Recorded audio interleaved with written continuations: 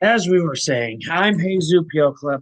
I'm a faithful sidekick, Mason Eisenzimmer,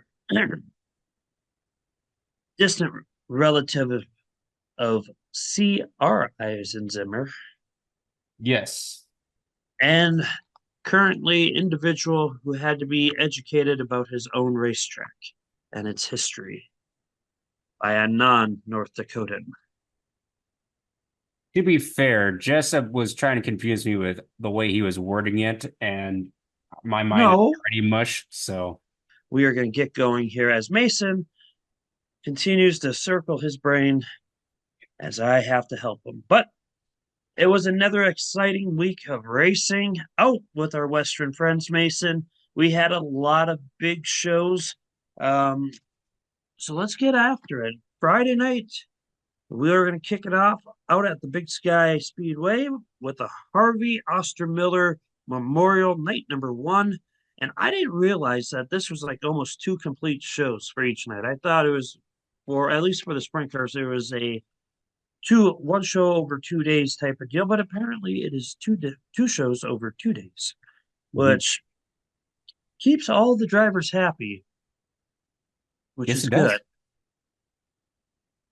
Anyways, they had 64 participants go through the pit gates, 34 360 ASCS Frontier Region sprints came through the gate. Um, your winner for the night would be Seth Bergman. He'd be followed by Jake Bubik and Sam Hafferty Jr. The hard charger went +8 to finish 11th, and that was Trevor Kirkland. Your B main winner was Rich Bailey. Your dash winner was Jake Bubik. And your heat winners would be Seth Bergman, Jake Bubik, Hank Davis, and Jason Martin, which would give Seth a broomy for the night. In the Wissota Midwest Mod, 17 competitors would take to the track. Bart Taylor would top them all. He would beat Chad Switzenberg and Ryan Nash. Your heat winners would be Rod Lorenz and Chad Switzenberger. Switzenberg, not Switzenberger. I always want to say Switzenberger with this name, but I say it's you must be Switzenberg. hungry. No, we had a pretty solid meal tonight, but it always makes me think of a Swiss burger. So, anyways, going into the NX Legends, 13 cars were there, and it was some of our names that came out on top. Michael King would make the tow over, and he would be joined by, I think, Weston Hagen. Yes. But Michael King would get a broomy as he would win his heat and feature, and Jake Windsor would get second. Third would go to Travis Wagner, and the other heat win would go to Randall Copeland. Now, looking at some of the names for the 360 sprint division, they had some really big names, Mason, and some pretty far travelers. Um, Jason Martin's no slouch, defending champion Jake Bubik. They had Sam Hafferty Jr., who's a really big name. Kelly Miller's a pretty big name as well. Um, so yeah, a lot of who's for the ASCS 360 sprint cars were there. Solid car count too. 34. Oh, That's a yep. good. Anyways, as we move on, as Mason tries to upset me, we go over to the Black Hill Speedway for the seventh annual Half Mile Nationals, which is going to be night one of the 5 night Border Wars point series with the East West Clash that's coming up this weekend. But 77 cars came through the pits. Um, in the Mod 4 division, it was a all Hultquist domination type of night, as Robert Hultquist would pick up the feature win and a heat win. Dustin Hultquist would get second, and Kyle Hardesty would get third and would also pick up a um, heat win as well. So an interesting name was left off the board, Mason. Yeah, the silver bullet. I mean, he was still up there, but He got fourth, I believe. yes. Well, there were 11 of them in attendance, but definitely we're going to have to keep an eye on them as Robert would pick up a roomie for the night. Going to the 360 sprints, it was Ryan. Bickett picking up a Broomy as well. As they got more sprint cars than I thought they would get, but they had 7 in attendance. I thought they would have like a low count number, like maybe 3 or 4. So doubled what I thought it would be. In the IMCA hobby stocks, it was Alan McNeil picking up the feature win over 12 other drivers. In second place was Samantha Sweat, and Brett Const would go to third. Lori Const would pick up your hard charger going +6 to finish fifth. And Tracy Const, almost like all the Const family is going to get their name set tonight, would get a heat win along with John Garrigan Jr. In the IMSA mods, a good healthy field of cars, 16 in attendance, as Brett Nielsen would beat Eric Mass and Brandon Clough. Is it Clough or Clough? From when I heard it on the Tough from the Dirt tour last year, it's Clough. Clough. Okay, we'll go with Clough. He would get third. Hard charger going +6 to ninth was Jack Hubbard Jr. Brandon Clough would get a heat win, and Brett Nielsen would pick up his Broomy as well, as he would get a heat win. In the 20-car Midwest mod feature, it was Troy Liker picking up his Broomy as well, as Paul Parks would get second, Tony Liker would get third, and Scott Hansen would go +6 to pick up the hard charger and to finish sixth. Joel Morris and Troy Liker, or Tony Liker, would get a heat win as well. In the Wissota Street Stocks, there's Warren Poyer Jr. picking up the feature win, along with his Broomy, as he would win his heat. Troy Murner would go +4 to get second, and Leonard Ferguson would go to third, and Tyler Lamb would get the other heat win as well. So that was night 1 of the 5-night Border Wars Point Series battle and night 1 of the 7th annual Half Mile Nationals. Alan McNeil, I feel like we haven't said his name in Victory Lane this year. I don't know if it's been for the whole year, but it's definitely a different name than what we're used to there. It's usually Const or Garrigan Jr. And I confirmed that it was his first win of the year. Nice. Well, tip of the cap to you, Mason Tippett. There you go.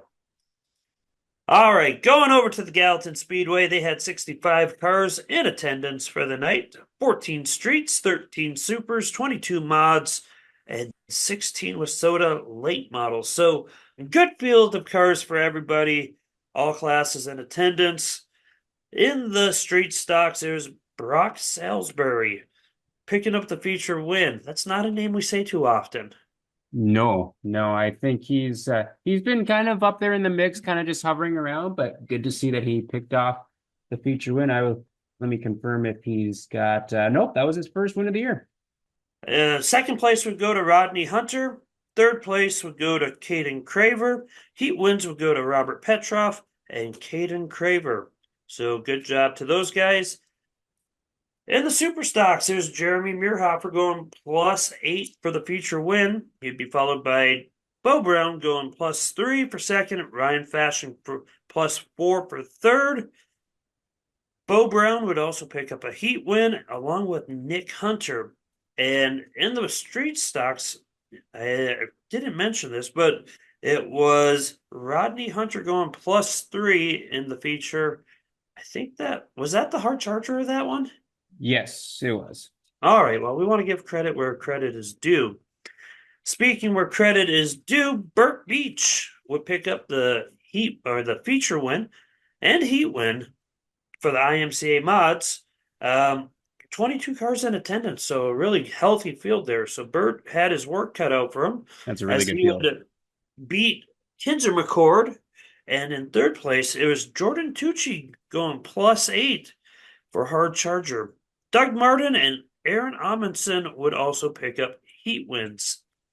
And the Wissota late models, a very good field of 16.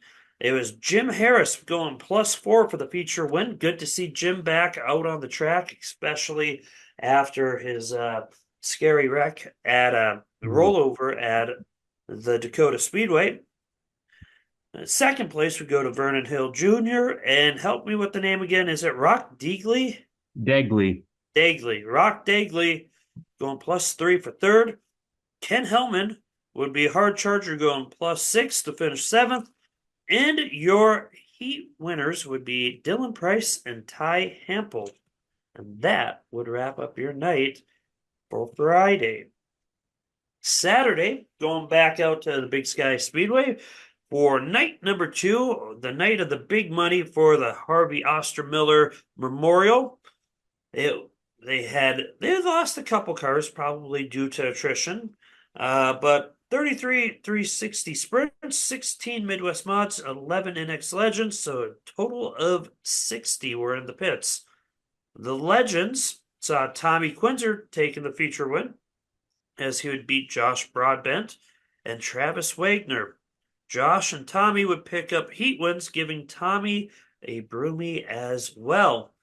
In the Midwest Mod division, Rod Lorenz picked himself a broomy as he went +2 in the feature to defeat a hard-charging Bart Taylor, who went +5, and also hard-charging Jeremy Meerhofer, who went +5 as well to finish third. Bart Taylor would pick up the other heat win. And then down to the big show, as the 360 ASCS sprints were the main focus of the night. Jake Bubek would pick up the feature win to snag another cool $12,012 for the second time in the last 2 years. So back-to-back champ, that's definitely a tip of the cap to that young man. Zach Blurton would get second on the night, followed by the previous night's winner, Seth Bergman. And Kyler Johnson would be your hard charger, going +12 to finish fifth. So a very good run by Kyler. The B main would be won by Kyler as well. And the dash went to Jake Bubek. And the heat winners would be Jason Martin, Joe Perry, Terry Easom, and Phil Dietz. So a really good night of racing, a good weekend over at the Big Sky. Going down to the Electric City Speedway, it was a street stock special, Mason. Something that your ears would perk up for. 70 Indeed. cars would make it through, and again, really good fields of cars here. Or at least I think they're pretty solid fields of cars. 11 super stocks, 17 street stocks, 13 Wasota late models, 17 IMCA mods, 12 IMCA sport compacts. In the super stocks, it was John Tribble going +3 to beat Casey Stephenson and Pacer Popham. Popham would go +2, and I think PJ went +4 behind him to get fourth. And then Stephenson would go +5 to finish second. And I believe that was your hard charger too. Heat winners would go to PJ Popham and Casey Stephenson so a lot of good names there in the Wasota Super Stocks. In the IMCA Sport Compacts, it was Chase Matty going +8 to defeat the 12-card field. He'd be followed by a hard-charging Rick Bishop, who would also go +8, and then another hard runner, Wolfie Gensch, going +5 to finish third. So a lot of passing there by those three guys. So that would be a fun feature to watch. Heat wins would go to Chase Matty and JC Opelt. And then in the Wasota late models, there was Jeremy Castro picking up the feature win, going +2, followed by Tyler Leach going +2. Is it Degley? Degley, yep. I'm gonna say it a billion times, and I'm gonna still want to say Degley, but it's Rock Degley going +5, and your hard charger going +9 was Travis Schumatt to finish, I believe, fourth. Yep. Jeremy Castro and Jeremiah Ledoux would get your heat wins, giving Castro a broomy on the night. In the IMCA Modifieds, it was a very good 17-car field. Ty Clemens would go +8 to pick the feature win. Fred Hansen would get second. David Davis would go +3 for third. Cody Blixt, Ty Clements, and Jordan Tucci would all pick up heat wins, with Ty Clements getting the ultimate broomy as he got the heat win, the hard charger, and the feature win. Yeah, and I mean, I was looking at his results. He's got 5 wins on the year, but it seems like I feel like he hasn't been in victory lane as much as we should expect him to. Yeah, he's always right there in contention, but it seems like he's just been a little off. Whether it be pace or luck, I just don't know. But let's kick it over to the street stock special, Mason. It was Marvin Gonzalez taking the feature win, going +7 and holding off a hard charging Robert Petroff, who went +7 as well, who was also followed by a hard charging Dylan Hopp, who went +8 to pick up the hard charger in third place. So a lot of passing there, Mason, which is to be expected with those WISSOTA street stocks, as you're aware of. Yes, indeed. And the heat wins would go to Brock Salisbury, Marvin Gonzalez, and Patrick Harvey. So Marvin picks up himself a broomy for the night. And you know what time it is, Mason? Time to turn the page. Time to turn the page. Continuing on in Saturday's racing action, we're going to go back over to the Black Hills for night number 2 of the half-mile national. 73 cars in attendance, so another good field of cars here. In the street stocks, there was Warren Poyer Jr. picking up the feature win in the 9-car field. Tyler Lamb would get the heat win. In the Mod 4s, we were just talking about these guys. Are they brothers or is it like father-son? Father-son. Well, the Holtquists put another beat down on everybody and kept good old Dean Larson out of victory lane as they would go first, second, with Justin picking up the feature win and the heat win, giving him the, what would we call this? Like the ultimate weekend broomy as he cleaned house on everything? Yeah, that would be a clean house. Just with the exception of hard chargers both nights, they took first, second, and everything, and at least got one heat win per night. So hats off to those guys, and hats off to Kyle Hardesty getting another third place finish and holding off old Dean Larson, who would get fourth again. And Dean would also pick up a heat win for the night. Picking up the ultimate broomy again would be Ryan Bickett for the 360 sprints, as he would win both his feature and heat, giving him a clean sweep of the weekend. A clean house. Yes, very clean house. In the IMCA Hobbies, it was Brett Kuntz defeating Alan McNeil and Doug Pudwell. Brett would get a broomy as he would win his heat, and Alan would also win his heat as well. In the IMCA mods, it was Eric Mass defeating Brent Nielsen, Brandon Clough, Nielsen, and Mike Diamond would pick up your heat wins for the night. In the MWM SmackDown division, it was Troy Liker picking up the feature win and a broomy win, as he would win his heat as well. He would be followed by Darren Hoff and Connor Frisky, and Tony Liker would pick up the hard charger, going +9 to finish 8th. And your heat winners would be Scott Hansen, Darren Hopp, and as we previously mentioned, Troy Liker. And that would be night 2 of the 7th annual half-mile nationals and night 2 of the Border War points. And we have another track, Mason. I am trying to catch up to you a little bit. Is that Idaho Falls? It is. It is Idaho Falls, and they had a gaggle of divisions and a gaggle of cars. And we're just going to go with the ones that have some sort of car body around it. Okay. So Idaho Falls had the Outlaw Minis, which actually happened to have the most cars for any of their divisions, as Jerry Bailey would pick up the feature win. He'd be followed by a hard charging Jared Ellis, who went +6, and a hard charging and hard charger, Lane Shanholtz, That's exactly how I'd pronounce it. who went +8 to get third. Tom Gallagher and RJ Byrne would get their heat wins. In the street stock divisions, it was Brian Dye going +3 for the feature win. They had 9 in attendance. In second place, it was a hard charging Guy Yuri, unless he's French, and then it's Guy, as my former math teacher always claimed he was French, but his mother straight out told my family that it was Guy. Anyways, he went +6.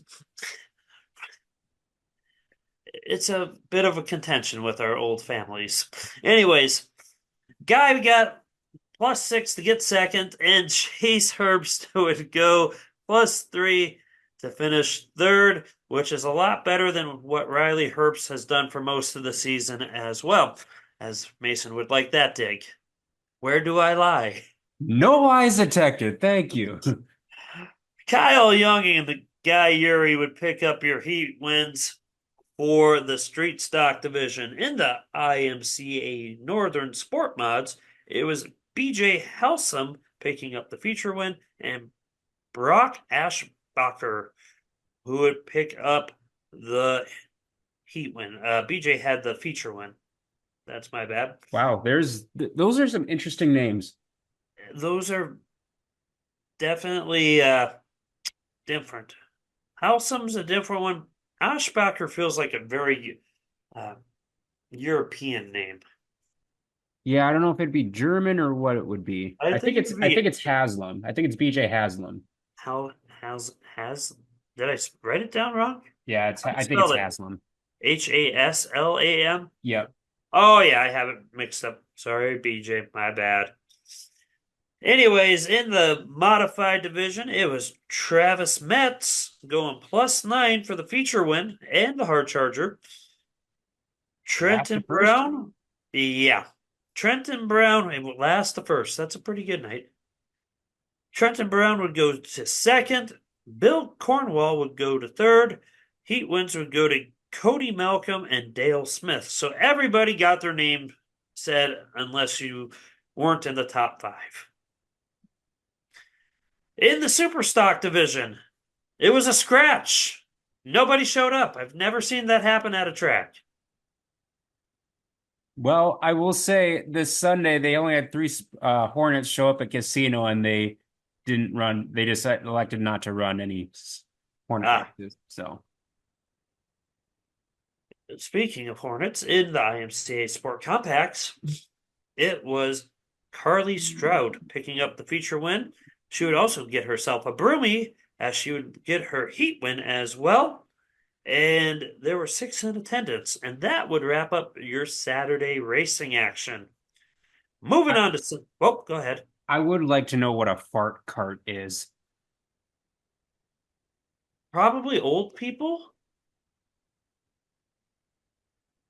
They had lawnmowers, Mason. They had a lot more stocks, which I'm curious on what those would look like too. I actually looked it up. If you go to their page, you can actually see a picture of them.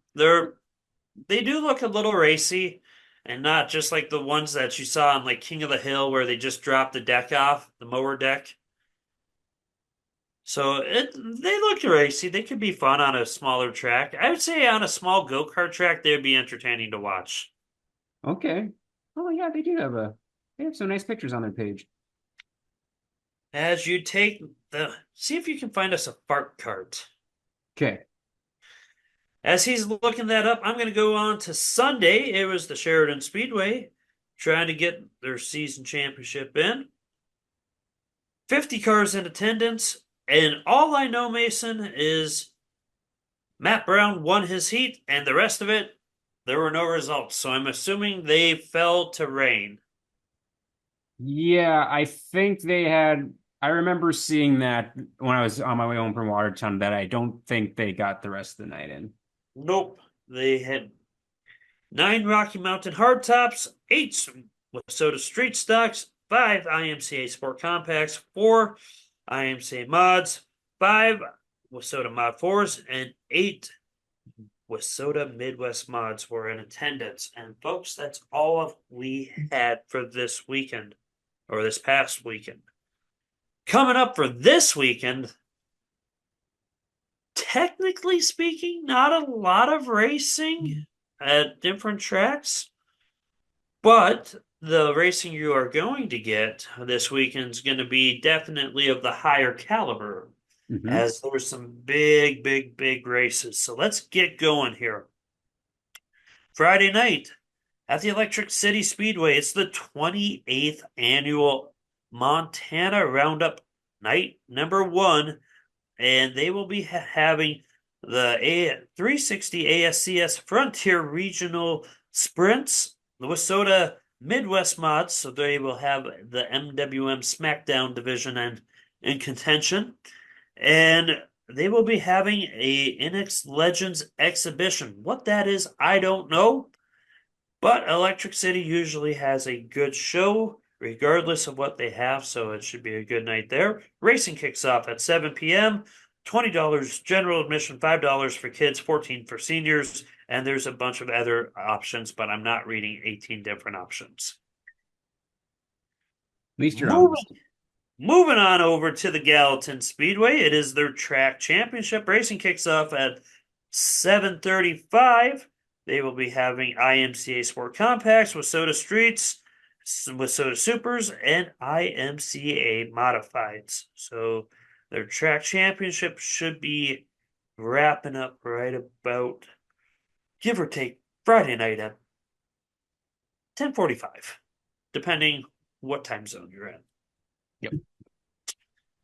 Moving over to the Gillette Thunder Speedway, another big event. It's the 24th annual East-West Clash night number 1. They will be having Mini Bombers, Wissota Midwest mods, Wissota Mod 4s, IMCA hobbies, IMCA modifieds, and super late models. And this will be night number 3 of the Border Wars points battle between the Black Hills Speedway and the Gillette Thunder Speedway. So racing kicks off at 7 p.m. and tickets are $15 general admission, $12 for seniors and vets. And again, I will not be going through 20 different names or price. There is a practice night on Thursday the 29th, so when this comes out, there's a practice night tonight. Ah, nice. You know what time it is, Mason? Uh-oh, another page turn. Another page. And we're going to kind of go quick through the rest of the events here. Saturday is going to be night 2 of the 28th annual Montana Roundup at 7 p.m. Same pricing at Electric City. You'll get the 360 sprints again.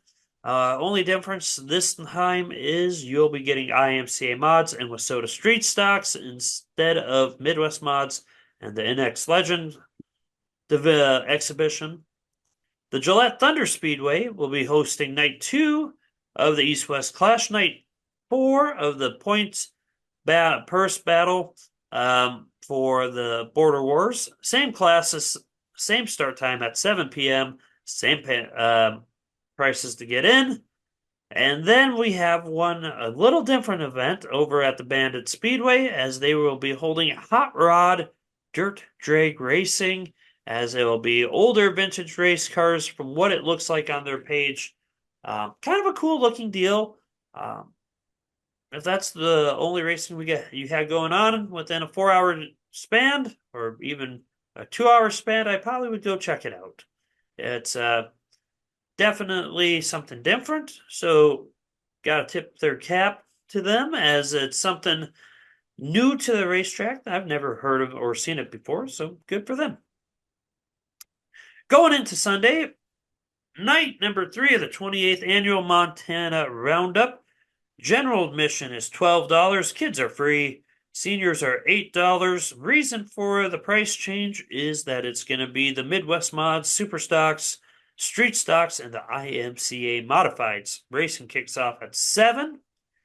And then the Bandit Speedway will be holding the Hot Rod Dirt Drags day number 2 at 1 p.m. as well. And closing the weekend off would be the Gillette Thunder Day 3 East-West Clash. And that will be the 5th night of the Border Wars points purse battle. And you got all the same classes, same start time, same entry fees to get into the track. Only thing that we can point out is that that night will be dedicated to Kelly Hample for the late model portion. So that is what we have coming up, folks. Get out there, enjoy your Labor Day, enjoy some racing. Get out and, support the sponsors, support the track, support the drivers, get the sweet, sweet concession food, and also get some t-shirts and stuff. I know we push this every week, but this winter's coming. Whether we like it or not, the season's coming to an end, so go enjoy it. And with that, I think we're all wrapped up here. Mason, you got anything else? I do have something I wanted to add. I wanted to highlight some of the national point contenders from out west. Okay, let's hear it. So I'm looking at Westsoda right now. I can briefly look at IMCA as well because it's a little bit trickier to find them. But in the Mod 4s, even though Dean Larson doesn't live out west, he races out west quite a bit. He's leading national points in the Mod 4s. Dax Rayer out of Sheridan, Wyoming is 4th. Kyle Hardesty is 5th. And Rob Arlaud is 7th. So some of the locals that are in the top 10 for the Mod 4s. Midwest Mods out west, we have Troy Liker right now in 5th. And while we're at it, or Tony Liker, sorry. Tony Liker. Let's take a moment to throw back real quick here we always do a hot sauce memory rewind on the Track Packer podcast, and I was digging through some of my older racing photos that I've collected through various ways over the last couple years, and we have a Troy Liker late model sighting. And I was stumped on this. I did not even know Troy had a late model. So, just having some fun, giving you guys some love out there, out west. Indeed. And then in the street stocks, we have Robert Petroff, who is now 2nd in national points. So he's 62 points back. We'll see if he can trim that gap down to Braden Brower, who I think has 30 feature wins, but I believe Robert is in the 20s for feature wins himself. Nope, 19 according to my race pass. So who knows where he'll stack up with a few more weekends left. Well, he's got to sweep the East-West, or he's got to go. He hasn't made it easy on himself.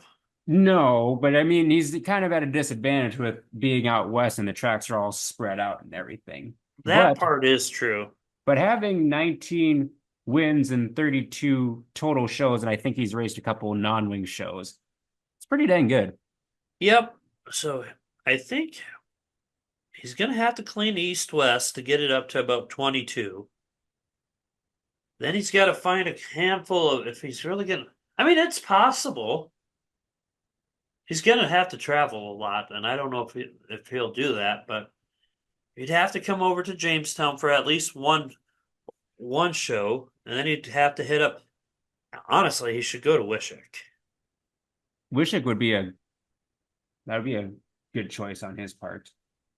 He could go to Wishick, get that show in, as a lot of the heavy hitters will be going north up to River Cities, and they'd still get a good car count. Or he could go over to Aberdeen this weekend, which wouldn't make sense. There's no, that wouldn't make sense. He needs the 3 out at East-West. Yeah.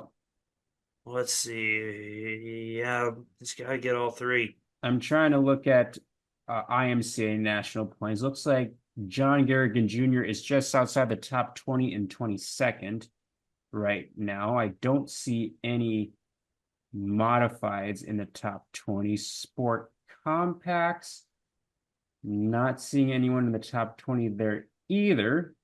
But I'm trying to see where Chase Mattier is, because he's been the one that racked up quite a few feature wins earlier in the season. But oh, there he is. Yeah, he's compared to the rest of the sport compacts, he doesn't have enough shows. That's why he's down in the points. Yeah, But that's tough. yeah, just wanted to highlight some of the national points contenders in the various classes out west. Yeah, they're doing a nice job out there. That they are. I think the highest modified is Ty Clemens in 27th. Is he higher than Mass? Yes, he is. I have not come across Eric Mass's name. Huh. Interesting. Kyle Anton's 53rd. How about Bart Taylor? Or is he? No, he does Midwest mod. He does both. I don't see either. Jordan How Tucci, about 73rd. Corey Craver, 77th. Mirhofer? Not seeing Mirhofer yet. Bryson Yeager, 88th. Paul Leach, Tyler Leach? Nope. Hmm. So, Well, we still got time. still got time. Lock and shake up. Yep. Mainly it's just kind of getting to that 30 show threshold, and then they kind of like really like Pick and choose. Yeah. Pick out the ones. Hey, Adam Boggs, 55th. Missed that one. Really? Yep. Well, that's good to hear.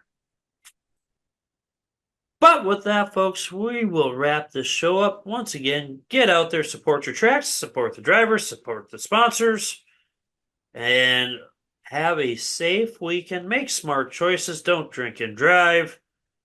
Until next time, we'll see you all on the track. On the track? At the track. Well, whatever. We'll see you next time.